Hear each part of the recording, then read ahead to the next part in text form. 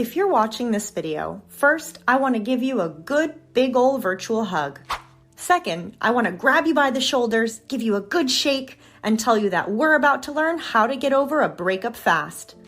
Breakups suck. They hurt pretty much as bad as being punched in the face. And unfortunately, there is not yet a magic pill that helps us get over them in the blink of an eye. Until then, we're gonna have to do it old school. There is more than just time that cures these wounds, and here are 8 others. Let's get into it. Number 1, take time to process. We always want to skip this stuff because this stop hurts. But trying to hide your feelings or what happened in a sea of activities is a temporary band-aid that will fall off sooner rather than later. You've got to take some time to process what happened, and the longer your relationship was, the more time you need to process.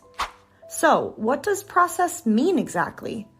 Well, it starts with recognizing that your relationship is over and feeling the shock from it.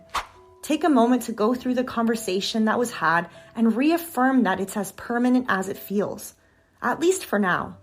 Some people shed waterworks during this stop, while others feel numb. Tell someone who you're close to about what happened and let it settle in for a few days.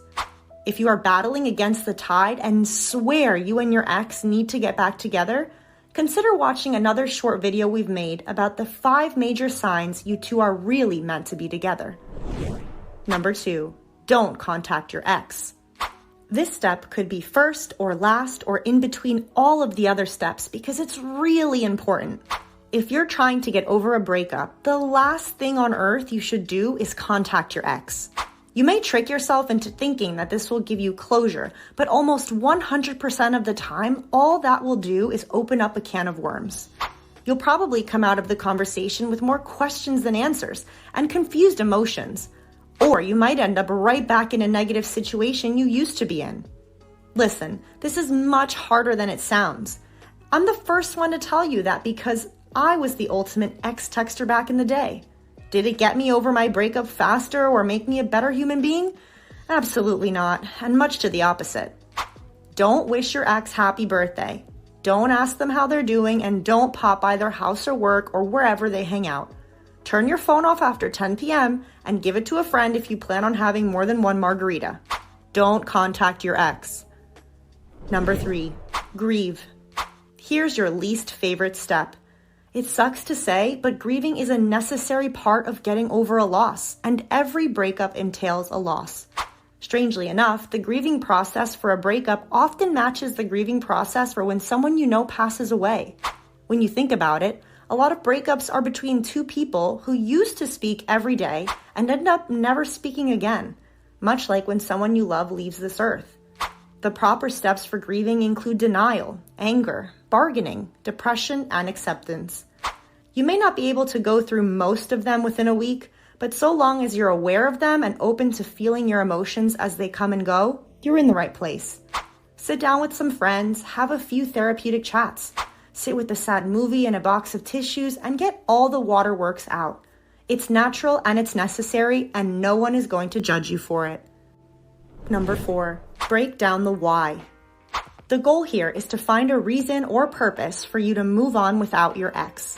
Some of you will have obvious and strong whys, like if your ex cheated on you and you can't trust them anymore. Or if one of you wants to settle in Australia while the other one wants to live in New York City. Unfortunately, not everyone has such obvious whys, especially if you were the one who was broken up with and not vice versa. In these cases, you can do one of 2 things. First, you could pinpoint the things that you did not like or love about your ex and marinate on them, focusing on the fact that there is someone who has the opposite of those qualities out there for you. Second, you could find a personal reason that pushes you forward, such as identifying a goal that you can now pursue without distractions or boundaries from your ex. For example, maybe you've always wanted to relocate, but your relationship had kept you grounded where you were. Find a why that pushes you forward and motivates you to continue on solo. Number 5, lean on your support system.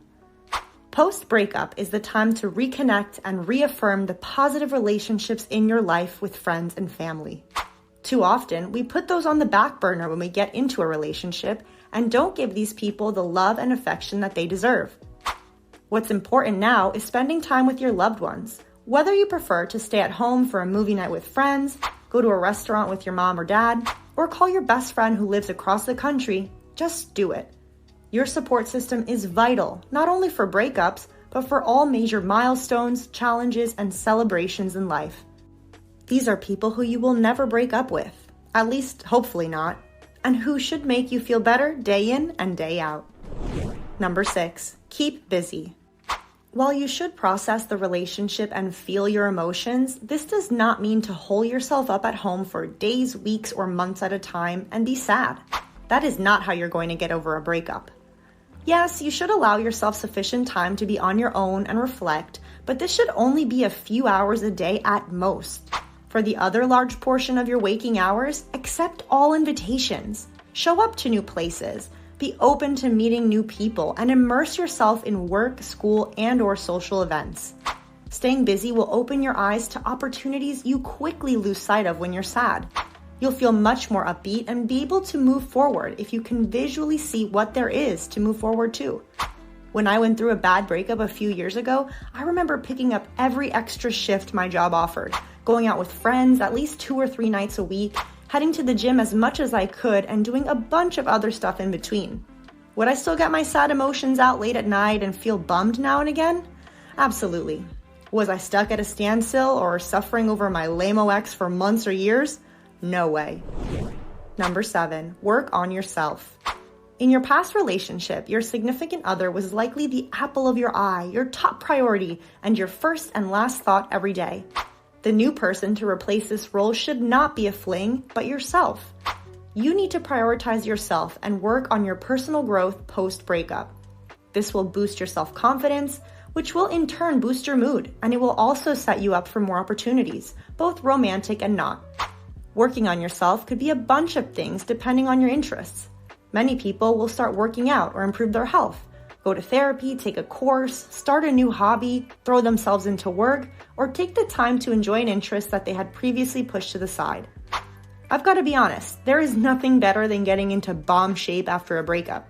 I did this once and it was such a mood booster. Plus, I felt better physically every day, which motivated me to do more professionally and personally. Not to mention that I met quite a few cuties at the gym during that time, but that's beside the point. Number 8, be open to new relationships. When I say new relationships, I am not advocating starting a romantic fling or serious relationship when the breakup wound hasn't even closed yet. What I am referring to is simply meeting new people. Some of these relationships will be platonic, others will be guys or girls who are trying to get flirty with you, and the third group may be networking connections that you make. If you're following the steps and putting yourself out there and keeping busy, you're going to meet new people. These new people are going to connect you to opportunities that you may have never considered or thought possible, so it's important to cultivate these relationships as best you can. When it comes to romantic dating, I'll leave that up to you. Some people find it helpful to get back out there as soon as possible to distract themselves and see what their options are, while others prefer to heal by themselves for a bit until they're ready to take on another serious partner. Breakups are tough, but you are tougher.